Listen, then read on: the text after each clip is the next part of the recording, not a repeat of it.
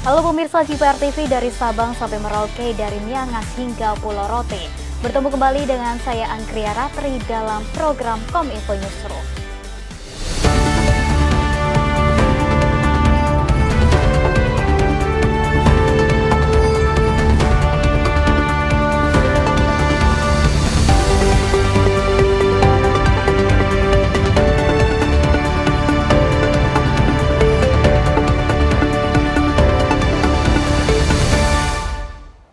Kita ke informasi pertama pemirsa, Wakil Presiden Ma'ruf Amin mengajak seluruh pihak untuk menjaga pemilu 2024 agar berjalan dengan aman, damai, dan penuh kegembiraan. Wapres juga berpesan kepada masyarakat agar menerima apapun hasil pemilihan umum mendatang.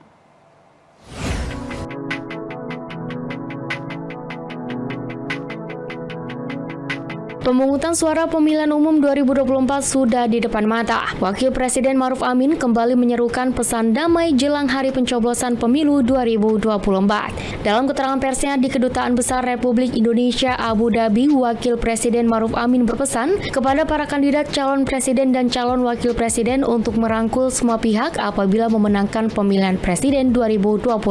Wapres pun mengingatkan bahwa pemilihan umum 2024 harus dijalankan secara jujur dan adil supaya tidak menimbulkan masalah. Di samping itu, Wapres berpesan kepada masyarakat untuk menerima apapun hasil Pilpres 2024 dan siapapun yang terpilih menjadi presiden dan wakil presiden nantinya. Ya, saya kira kita sudah sepakat bahwa pemilu ini pemilu damai, pemilu yang menggembirakan. Oleh karena itu, jangan lagi ada hal-hal yang bisa merusak. Ya, polarisasi boleh saja, karena memang kita harus berbeda dalam pemilihan, tapi jangan membawa pembelahan, ya, perpecahan bangsa. Dan siapapun nanti yang unggul, ya tentu harus bisa diterima, dan kepada yang menang harus merangkul semua pihak. Dia harus menjadi presiden dari seluruh rakyat Indonesia.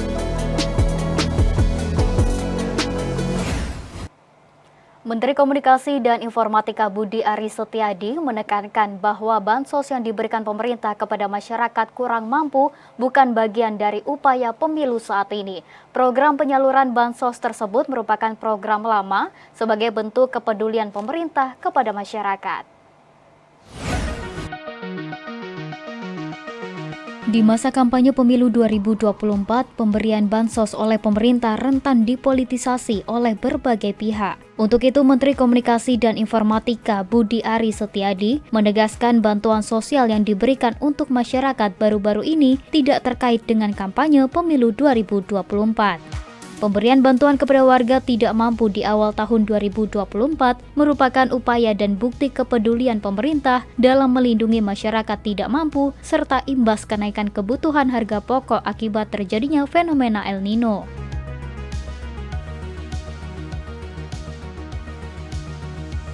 Penyaluran bansos merupakan salah satu instrumen di dalam UU APBN. UU tersebut telah disepakati oleh seluruh partai politik di DPR yang dimana pemerintah tidak bisa memutuskan hal tersebut secara mandiri. Menyikapi isu politisasi yang sedang marak terjadi, Menkominfo meminta masyarakat untuk cermat dalam menerima informasi yang berkaitan dengan bansos. Selain itu, masyarakat juga diimbau untuk selalu melakukan cek fakta terhadap berbagai informasi yang beredar di internet.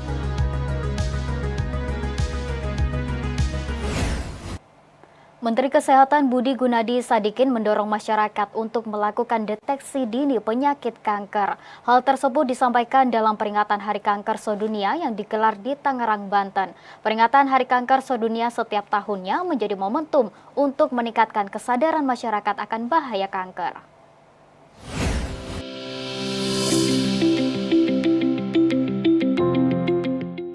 Menteri Kesehatan Budi Gunadi Sadikin mengatakan kanker memiliki peluang kesembuhan yang sangat tinggi. Persentase kesembuhan kanker mencapai 90% apabila diketahui sejak stadium awal.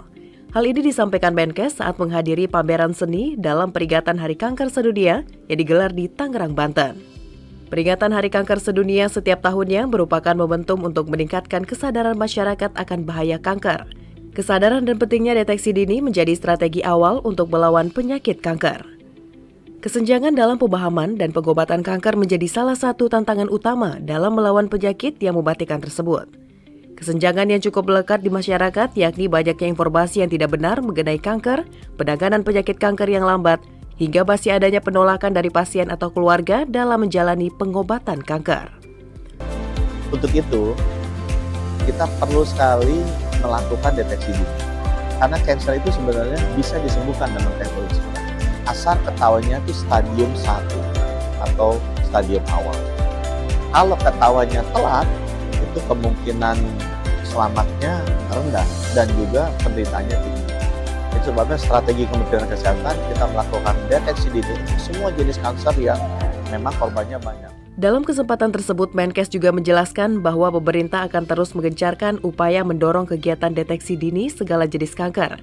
Salah satu upaya yang telah dilakukan yakni melengkapi puskesmas dan rumah sakit dengan peralatan kesehatan yang canggih dan modern. Seperti untuk penanganan kanker payudara, sejak tahun 2022, pemerintah telah melengkapi 10.000 puskesmas dengan alat USG. Kemudian guna mengeliminasi kanker serviks, pemerintah menyediakan imunisasi HPV dan HPV DNA test. Sementara untuk penanganan kanker paru, pemerintah telah menyediakan CT scan.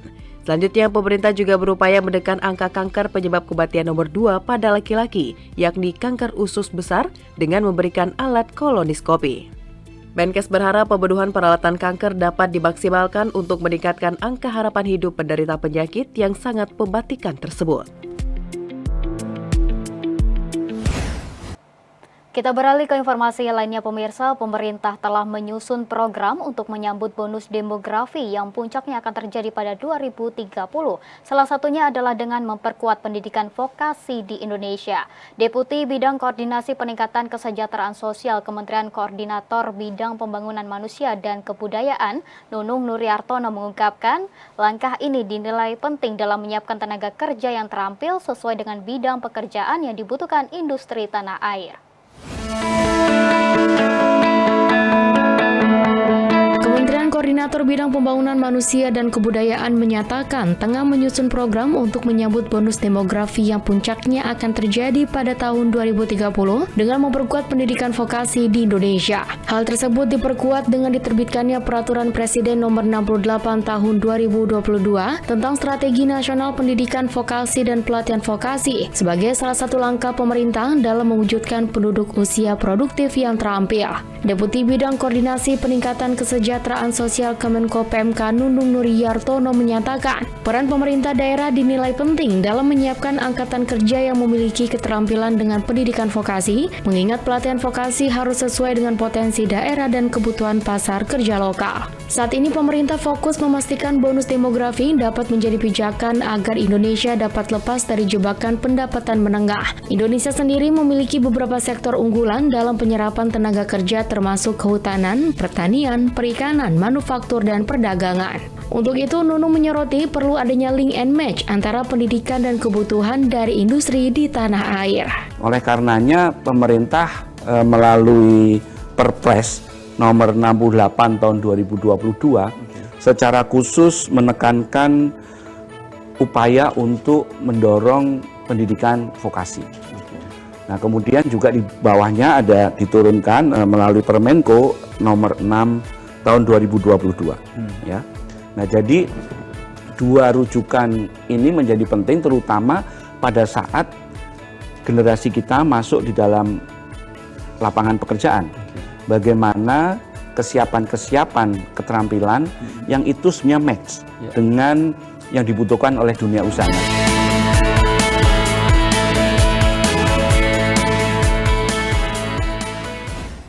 Pemirsa, sejumlah informasi akan kami hadirkan setelah jeda pariwara berikut ini. Tetaplah bersama kami.